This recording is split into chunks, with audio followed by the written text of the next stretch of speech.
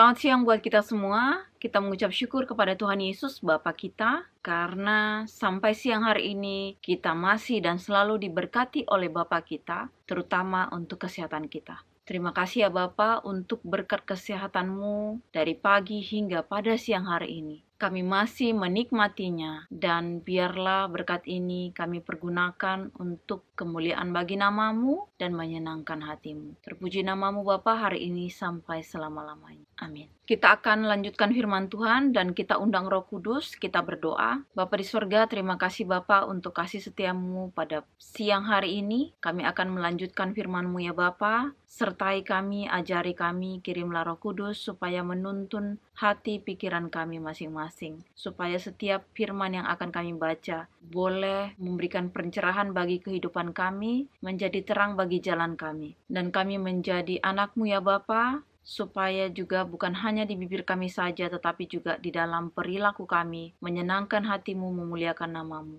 Kami berdoa di dalam nama Tuhan Yesus, Juru Selamat dan Penebus kami. Amin. Silahkan kalian nonton video yang di part 73, yang judulnya Perintah Baru. Apa perintah baru yang dikasih Tuhan sebelum Dia mati? Silahkan kalian nonton di sana. Kemudian kita akan lanjutkan untuk sekarang di part 174. Ayatnya ada di 4 kitab, Matius, Markus, Lukas, dan Yohanes. Dan aku akan baca semuanya lebih baik supaya benar-benar kita mengerti. Karena poin-poinnya begitu banyak ada di situ ya. Jadi ayat yang pertama adalah di Matius 26 ayat 30 sampai 35. Petrus akan menyangkal Yesus. Sesudah menyanyikan nyanyian pujian, pergilah Yesus dan murid-muridnya ke Bukit Zaitun.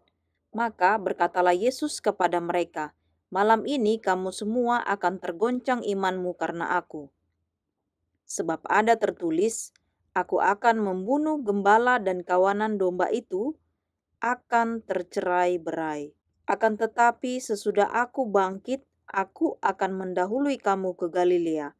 Petrus menjawabnya, "Biarpun mereka semua tergoncang imannya, karena engkau, aku sekali-sekali tidak." Yesus berkata kepadanya, "Aku berkata kepadamu, sesungguhnya malam ini sebelum ayam berkokok, engkau telah menyangkal aku 3 kali." Kata Petrus kepadanya, "Sekalipun aku harus mati bersama-sama engkau, aku tak akan menyangkal engkau." Semua murid yang lain pun berkata demikian juga. Kemudian kita akan baca yang di Markus 14 ayat 26 sampai 31. Petrus akan menyangkal Yesus. Sesudah mereka menyanyikannya nyanyian pujian, pergilah mereka ke Bukit Zaitun. Lalu Yesus berkata kepada mereka, "Kamu semua akan tergoncang imanmu, sebab ada tertulis, aku akan memukul gembala dan domba-domba itu akan tercerai-berai. Akan tetapi sesudah aku bangkit, aku akan mendahului kamu ke Galilea." Kata Petrus kepadanya, "Biarpun mereka semua tergoncang imannya, aku tidak." Lalu kata Yesus kepadanya, "Aku berkata kepadamu, sesungguhnya pada hari ini, malam ini juga, sebelum ayam berkokok 2 kali, engkau telah menyangkal aku 3 kali." Tetapi dengan lebih bersungguh-sungguh Petrus berkata, "Sekalipun aku harus mati bersama-sama engkau, aku tak akan menyangkal engkau." Semua yang lain pun berkata demikian juga. Kemudian kita lanjutkan lagi langsung ke Lukas 22 ayat 24 sampai 38. Percakapan waktu perjamuan malam. Terjadilah juga pertengkaran di antara murid-murid Yesus. Siapakah yang dapat dianggap terbesar di antara mereka? Yesus berkata kepada mereka, "Raja-raja, bangsa-bangsa memerintah rakyat mereka, dan orang-orang yang menjalankan kuasa atas mereka disebut pelindung-pelindung. Tetapi kamu tidaklah demikian, melainkan yang terbesar di antara kamu hendaklah menjadi sebagai yang paling muda dan pemimpin sebagai pelayan. Sebab siapakah yang lebih besar, yang duduk makan atau yang melayani? Bukankah dia yang duduk makan? Tetapi aku ada di tengah-tengah kamu sebagai pelayan. kamulah yang tetap tinggal bersama-sama dengan aku dalam segala pencobaan yang aku alami. Dan aku menentukan hak-hak kerajaan bagi kamu, sama seperti Bapakku menentukannya bagiku, bahwa kamu akan makan dan minum semeja dengan aku di dalam kerajaanku, dan kamu akan duduk di atas tahta untuk menghakimi ke-12 suku Israel. Simon, Simon, lihat, iblis telah menuntut untuk menampi kamu seperti gandum, tetapi aku telah berdoa untuk engkau supaya imanmu jangan gugur. Dan engkau, jikalau engkau sudah insaf, kuatkanlah saudara-saudaramu. Jawab Petrus, Tuhan, aku bersedia masuk penjara dan mati bersama-sama dengan engkau. Tetapi Yesus berkata, aku berkata kepadamu, Petrus, hari ini ayam tidak akan berkokok sebelum engkau 3 kali menyangkal bahwa engkau mengenal aku. Lalu ia berkata kepada mereka, ketika aku mengutus kamu dengan tiada membawa pundi-pundi, bekal dan kasut, adakah kamu kekurangan apa-apa? Jawab mereka, suatu pun tidak, katanya kepada mereka. Tetapi sekarang ini siapa yang mempunyai pundi-pundi, hendaklah ia membawanya, demikian juga yang mempunyai bekal. Dan siapa yang tidak mempunyainya, hendaklah ia menjual jubahnya dan membeli pedang. Sebab aku berkata kepadamu bahwa nas kitab suci ini harus digenapi padaku. Ia akan terhitung di antara pemberontak-pemberontak, sebab apa yang tertulis tentang aku sedang digenapi.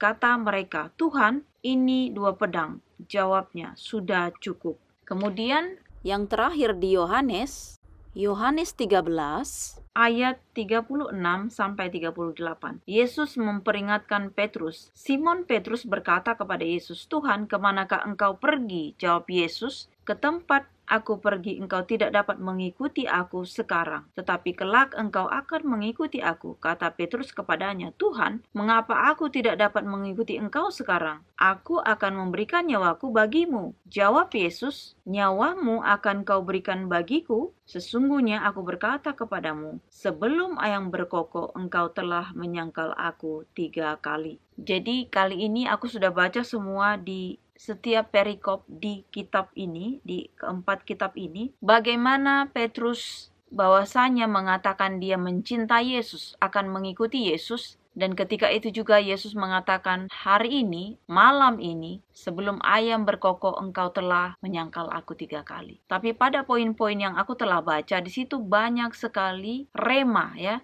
bagaimana di Matius dan Markus membicarakan tentang penyangkalan Petrus, karena Petrus berjanji akan mengikuti Yesus. Di dalam Lukas ini sudah diterangkan, ya, terjadilah juga pertengkaran di antara murid-murid Yesus, siapakah yang dapat dianggap terbesar di antara mereka. Jadi ketika Yesus mengatakan pada saat setelah perjamuan itu, kan murid-muridnya sudah saling bertanya ketika siapa yang mengkhianati. Kemudian masuk lagi di momen di mana mereka siapa yang terbesar. Ketika itu Yesus mengatakan, kalau di dunia ini raja-raja atau orang penting selalu dilayani, tetapi beda ketika engkau mengikut aku. Siapa yang terbesar dialah menjadi pemimpin pelayan. Jadi ketika kita mengikut Yesus, kita bukan jadi yang dilayani, bukan duduk manis, tinggal orang melayani kita. Tetapi ketika kita menjadi murid Yesus, kita menjadi pelayan itu sendiri. Kita melayani orang. Jadi berbeda sekali. Makanya kalau kita katakan kita Kristen, kita pelayan Tuhan, kita anak Tuhan. Ketika kita hanya duduk diam, kita minta dilayani, itu salah besar. Menjadi pelayan Tuhan itu adalah turun. Kita mau, ya, kita mau melayani orang. Kecuali kita sakit, kita dilayani. Tapi itu pun banyak orang yang sakit. Dan setelah dia sembuh, apalagi dia mendapat mujizat, ya, seperti aku mendapat mujizat. Aku datang melayani. Ya, untuk sekarang aku melayani melalui YouTube channelku. Apalagi zaman-zaman corona sekarang, ya. Dan sekarang aku dengar pun di Indonesia sekarang, apakah secara keseluruhan atau enggak, tetapi di daerah Jawa khususnya, yang aku lihat dari YouTube juga informasinya, berita, bahwasanya ada yang kekurangan tabung gas di rumah sakit dan sebagainya. Kalau aku mau katakan dari 2017 ketika bapakku mengalami kecelakaan, di situ juga rumah sakit di Batam khususnya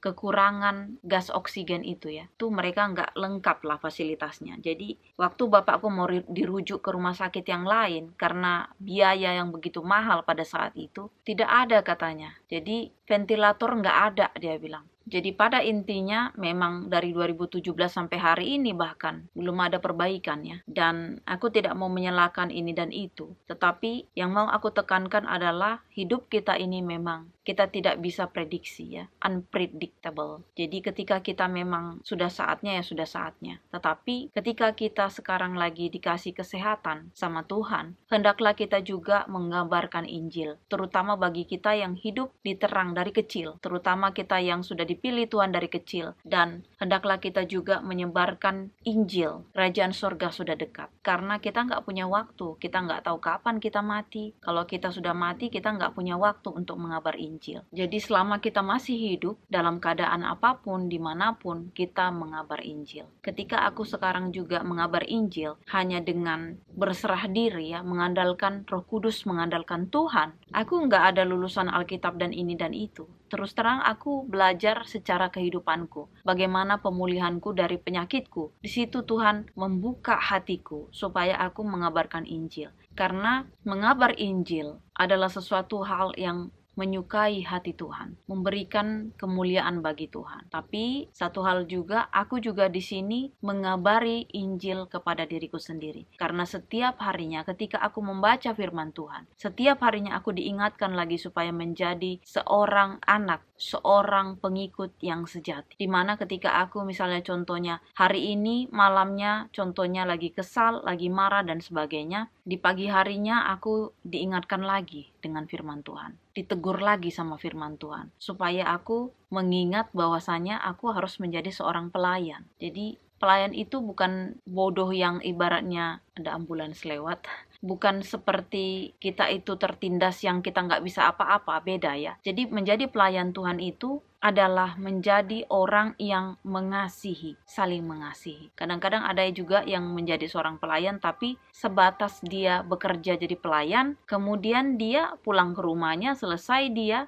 udah kembali lagi ke habitatnya. Bukan seperti itu, berbeda sekali. Jadi ketika kita memang mau kita kerja memang jadi seorang pelayan toko, pelayan restoran dan sebagainya, atau di kantor-kantor juga, kita juga melayani orang. Dalam artian kita itu down to earth, artinya kita tidak sok-sokan, tidak sok paling tinggi dari orang. Kalaupun kita menjadi orang yang paling pintar di antara kantor itu, di antara pekerjaan kita dan sebagainya, kita pun tidak menyombongkan diri, karena ingat segala sesuatu hal itu sumbernya itu dari Tuhan. Makanya itulah sekarang yang diajarkan Tuhan, bagaimana kita menjadi pengikut Kristus yang sejati, bukan menyombongkan diri, tetapi kita menjadi pelayan. Kita menjadi pemimpin, bahkan pemimpin pelayan lagi katanya. Kita yang mimpin untuk melayani. Artinya ada orang yang tadinya sombong atau tadinya dia merasa tinggi dan sebagainya, kita menginjili orang tersebut sehingga kita menjadi pemimpin baginya untuk melayani juga, sehingga orang itu berubah ya, bukan menjadi orang itu menjadi tidak berubah. Jadi pengikut Kristus itu adalah hal-hal yang untuk baik, bukan yang kejahatan. Sekalipun kita pintar, kadang-kadang memang seperti ini, menerangkan sama orang, kalau orangnya ngeyelan memang susah. Jadi memang kita harus minta Roh Kudus. Jadi cara Roh Kudus lah yang akan memampukan kita.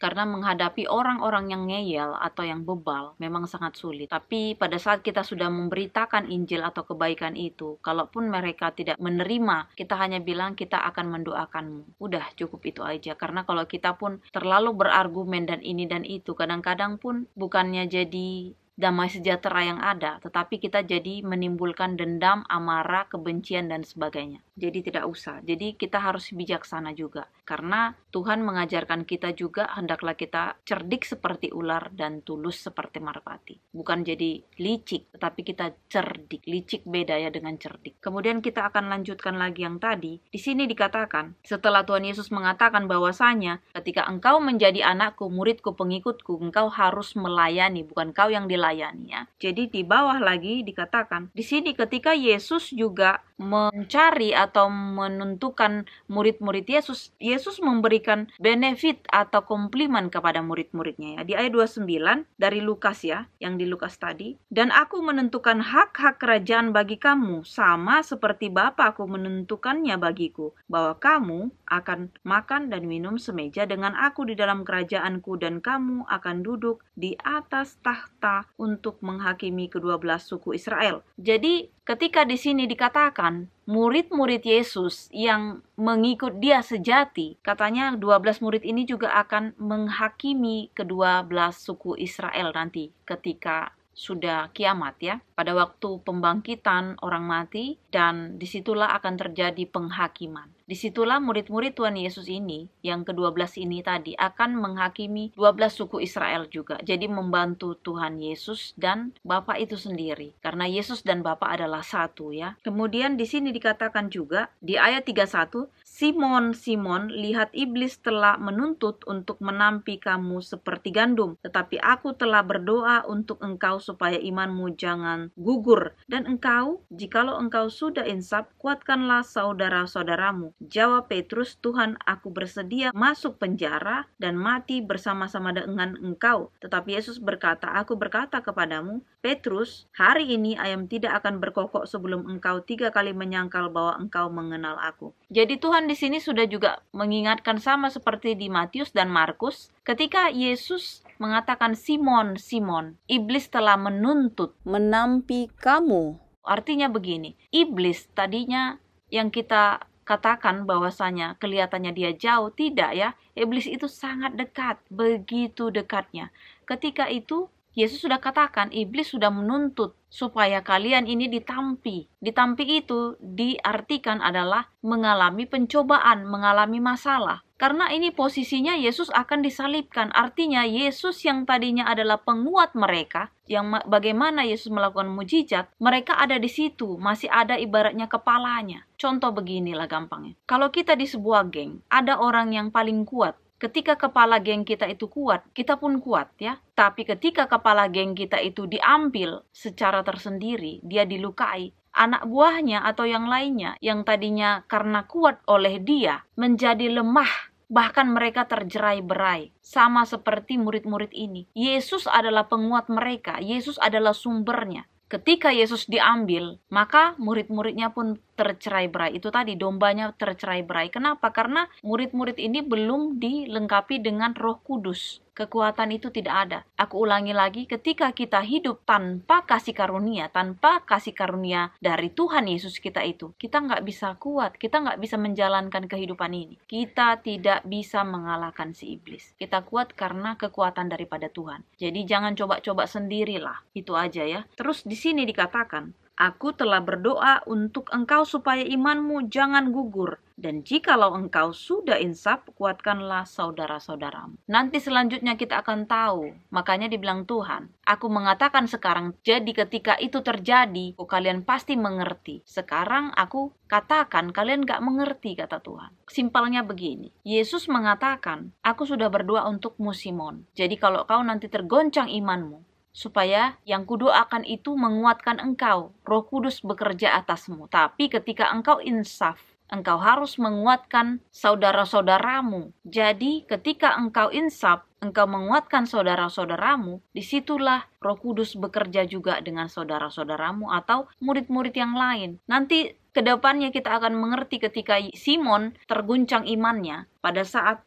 Yesus ditangkap. Disitulah Simon terguncang imannya. Tetapi karena di sini sudah jelas, Yesus mendoakan dia supaya dia tidak ibaratnya sampai tergeletak jatuh. Ketika dia pun diguncang, tapi dia kembali. Ketika yang tadi penyangkalan. Di sini ya, di ayat 33 dikatakan. Jawab Petrus, Tuhan, aku bersedia masuk penjara dan mati bersama-sama dengan engkau. Tetapi Yesus berkata, aku berkata kepadamu Petrus, hari ini ayam tidak akan berkokok sebelum engkau 3 kali menyangkal bahwa engkau mengenal aku. Kalau di kitab Markus tadi dikatakan, sebelum ayam 2 kali berkokok, engkau telah menyangkalku 3 kali. Jadi ayam aja baru berkokok 2 kali, si Petrus sudah 3 kali menyangkal Yesus. Jadi artinya pagi-pagi buta ayam aja yang biasanya kita dengar itu, kalau pagi-pagi itu biasanya ayam duluan bangun daripada manusia. Tapi di sini dikatakan seolah-olah manusia itu bangun duluan dan menyangkal Yesus 3 kali. Jadi ayam belum bangun aja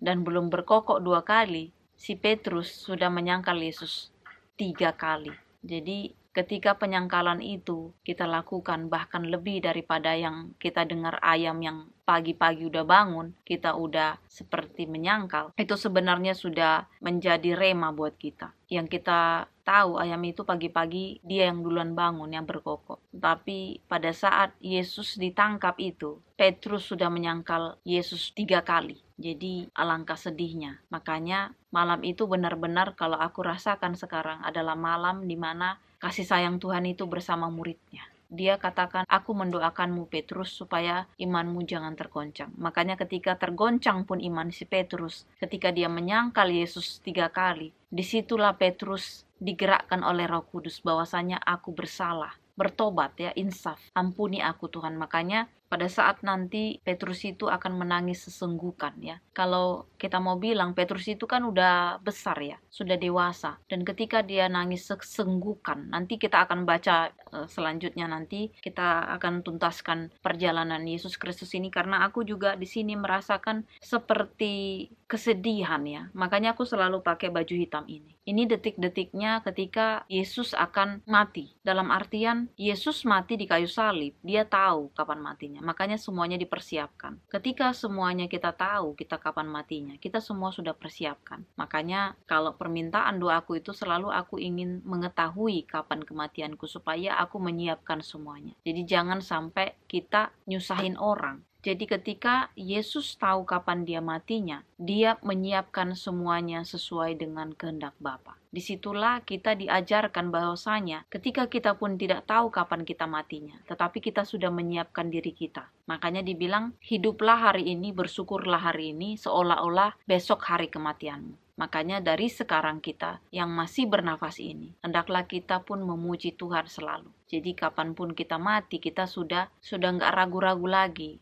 Artinya sudah kita tulus. Makanya selalu ingat, hidup adalah Kristus, mati adalah keuntungan. Ketika kita sudah mengakui bahwasanya kehidupan kita hanya untuk Kristus Yesus itu, hanya kemuliaan Tuhan itu, kematian itu adalah keuntungan bagi kita karena kita akan bertemu dengan Dia nanti di surga. Dan sini dikatakan di ayat 35, lalu Ia berkata kepada mereka, ketika aku mengutus kamu dengan tiada membawa pundi-pundi bekal dan kasut, adakah kamu kekurangan apa-apa? Jawab mereka, satu pun tidak, katanya kepada mereka. Tetapi sekarang ini siapa yang mempunyai pundi-pundi, hendaklah ia membawanya. Demikian juga yang mempunyai bekal, dan siapa yang tidak mempunyainya, hendaklah ia menjual jubahnya dan membeli pedang. Sebab aku berkata kepada kamu bahwa nas kitab suci ini harus digenapi padaku. Ia akan terhitung di antara pemberontak-pemberontak. Sebab apa yang tertulis tentang aku sedang digenapi. Kata mereka, Tuhan, ini 2 pedang. Jawabnya, sudah cukup. Jadi pedang ini mungkin secara simbolik atau bagaimana, dan pastinya untuk apa pedang? Kalau kita mau mikir untuk apa pedang, tapi pada saat itu karena Yesus memang mau ditangkap ya pada saat itu juga, dan pedang itu kan sebenarnya untuk perlindungan ya. Dan kalau mau kita lanjutkan lagi, pasti kalian pasti tahu ceritanya bagaimana salah seorang muridnya nanti akan memotong kuping dari tentara atau penangkap-penangkap Yesus. Sebenarnya mereka seperti kayak secara manusia ya, secara manusia, karena kan murid-murid Yesus ini kan belum menerima Roh Kudus. Jadi mereka itu masih kedagingannya yang ditonjolkan. Di sini juga dikatakan ketika Yesus mengatakan, ketika aku mengutus engkau tidak membawa apa-apa,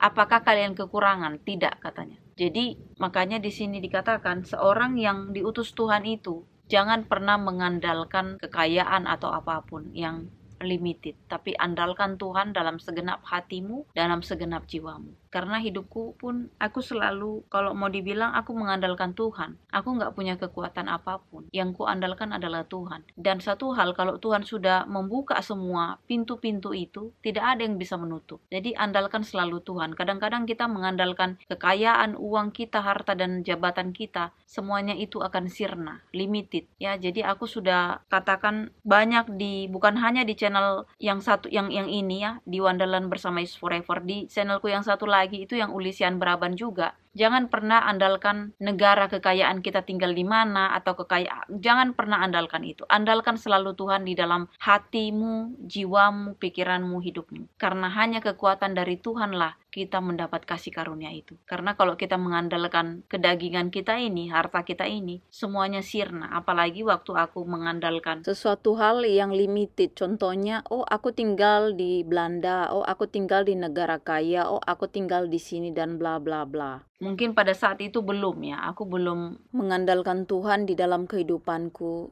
secara utuh. Perjalananku seolah-olah kayak waktu dulu, aku merasa, oh aku tinggal di Eropa, semuanya baik-baik saja, tetapi faktanya nggak semuanya itu.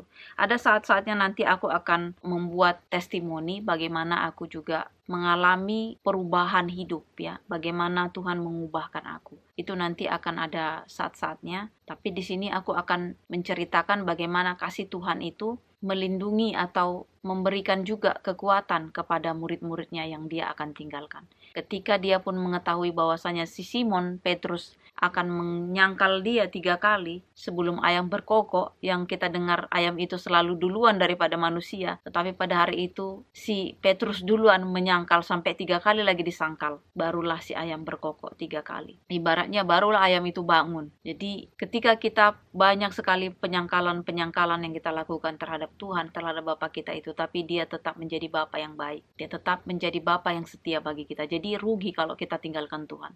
Rugi kalau hidupmu tanpa Tuhan. Cari dia, cari perkenanannya, baca Alkitabmu, buka, undang Roh Kudus untuk menuntun kita mengerti akan firman Tuhan ini. Karena kalau kita sudah mengerti firman Tuhan ini, kita tidak goyah ya. Kalaupun itu terjadi masalah atau apapun itu, mungkin kita goyang tapi tidak sampai kita tuh ibaratnya tergeletak. Karena ingat, Tuhan tidak pernah mencobai kita melebihi batas kita. Tuhan selalu bersama kita. Setan juga ada dekat kita, tapi yang bisa kita lakukan adalah bersandar sepenuhnya dengan Tuhan. Jangan bersandar kepada pengertianmu sendiri, tetapi akuilah dia dalam segala lakumu, maka dia akan meluruskan jalanmu. Ketika kita selalu melekat dengan Tuhan, ketika kita selalu dekat dengan Tuhan, setan yang juga dekat itu, dia tidak berani menyentuh kita, dia tidak berani melakukan apa-apa terhadap kita, karena kita sudah memilih Tuhan dengan segenap hati kita. Jadi yang kita muliakan, yang kita menangkan adalah Tuhan. Jadi Tuhan yang akan berperang kepada kita. Jadi kita tahu harus memilih. Makanya ketika kita udah memilih Tuhan, kita sudah tahu kita anak Tuhan, kita memilih dia, kita penuh kasih. Makanya dibilang Tuhan di video yang lalu juga, supaya orang tahu kalau engkau muridku, yaitu jika engkau mengasihi. Makanya ketika kita mengasihi, kita udah murid Tuhan, kita udah menang dari si setan itu sebenarnya. Jadi ketika kita mau membalas kejahatan, tetapi kita lebih memilih kasih, kita udah memenangkan Tuhan Yesus itu sendiri. Jadi gak usah kecewa ketika kita memang disakiti, gak usah kecewa ketika kita mendapatkan hal-hal yang tidak baik. Satu hal di sini mau aku kasih tahu juga, secara manusia dan daging kita mungkin akan kecewa, tetapi tidak lama-lama. Karena kita tahu kita punya Bapa yang lebih kuat dari apapun. Ketika kita kecewa, tapi kita merespon dengan sukacita, yang kita permuliakan adalah Tuhan kita, Bapa kita. Dan ingat, Tuhan kita adalah Tuhan yang baik. Bapa kita adalah Bapa yang baik. Dia tidak akan membiarkan kita tergeletak sampai kita ibaratnya tidak bisa berbuat apa-apa juga. Ingat, kalau kita sudah nggak bisa berbuat apa-apa, yang bekerja itu Tuhan. Itu sudah bagian Tuhan. Jadi ketika kita memang sudah benar-benar sudah lakukan yang terbaik, kita nggak bisa berbuat apa-apa lagi, langsung katakan, Tuhan, Bapa, aku serahkan semuanya, hanya Engkau yang bisa melakukan keajaiban. Jadi ketika itu sudah kita kasih ke kaki Tuhan, ke tangan Tuhan, biarkan Tuhan yang bekerja. Jadi jangan lagi kita takut ya. Kalau kita udah percayakan, jadi jangan takut lagi. Inilah doa dan harapan kita, kiranya banyak rema-rema atau poin atau perenungan buat kita, supaya kita tetap bersama dengan Tuhan sekalipun kita digoncang-goncang ya, iman kita digoncang-goncang, sekalipun banyak masalah, sekalipun apapun lah, mau dari kesehatan, keuangan, apapun digoncang-goncang iman kita, tetap kita selalu pegang firman Tuhan, selalu kita tetap melekat sama Tuhan itu, dan kita merespon sesuai dengan kehendak Dia. Apa? Kasih. Tidak ada dendam, tidak ada amarah. Yang ada adalah kerendahan hati. Nanti Tuhan yang akan mengerjakan semuanya. Tapi bukan kita jadi malas-malasan, tapi kita bekerja yang terbaik, melakukan yang terbaik. Dan kalaupun itu tidak menghasilkan apa-apa, ingat Tuhan sedang bekerja. Karena tunggu waktunya Tuhan. Karena kalau udah waktunya Tuhan, tidak ada yang bisa lagi menutup, tidak ada yang bisa lagi menghalang-halangi. Waktu Tuhan adalah waktu yang terbaik. Kita hanya berserah diri sama Dia. Karena kalaupun kita nggak bisa melakukan apa-apa, apakah kita bisa marah terus bisa mengembalikan yang baik? Atau apakah ketika kita cemas, kita ketakutan, kita merubah hal yang baik? Kalau itu pun tidak bisa. Untuk apalah kita takut, untuk apalah kita cemas? Yang kita perlukan adalah berlutut di hadapan Tuhan, menyerahkan hidup kita kepada Tuhan. Itu yang terbaik. Dan biarkan kehendak Tuhan yang berlaku atas kita. Inilah doa dan harapan kita berdoa. Bapa di surga, terima kasih Bapa untuk kasih setiamu. Hari ini ya Bapa, siang ini kami mendapat rema, di mana kami tetap harus melekat kepadamu. Di mana ketika kami insaf bertobat, kami harus menguatkan saudara-saudara kami. Di mana kami juga harus mengingat bahwasanya ketika Engkau memilih kami, ketika kami menjadi pengikut-Mu, menjadi Kristen, menjadi anak Tuhan, bukannya kami dilayani, tapi kami harus melayani orang. Dan kami harus merendahkan diri Bapa, sama seperti ketika Engkau merendahkan dirimu Bapa, mencuci kaki murid-murid-Mu. Dan ketika Engkau mau mati di kayu salib untuk menebus kami, kiranya Bapa, darah-Mu yang tercurah dan tubuh-Mu yang mati di kayu salib, supaya kami layak, Engkau menghapuskan dosa kami. Ketika orang-orang menghujat bahwa Engkau untuk apa mati,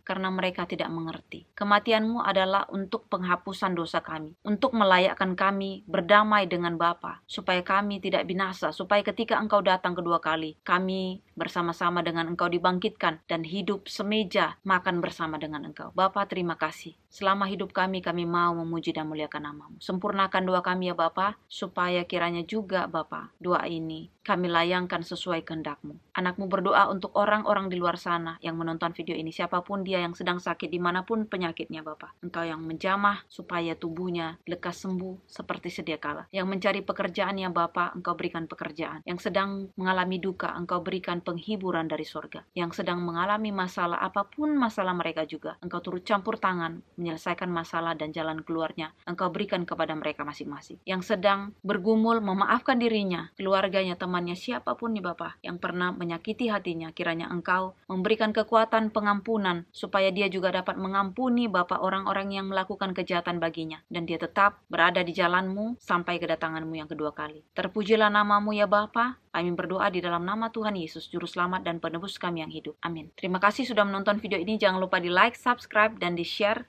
Kalau kalian punya komen, silakan di komen. Aku juga bisa belajar dari kalian. Tuhan Yesus memberkati. Amin.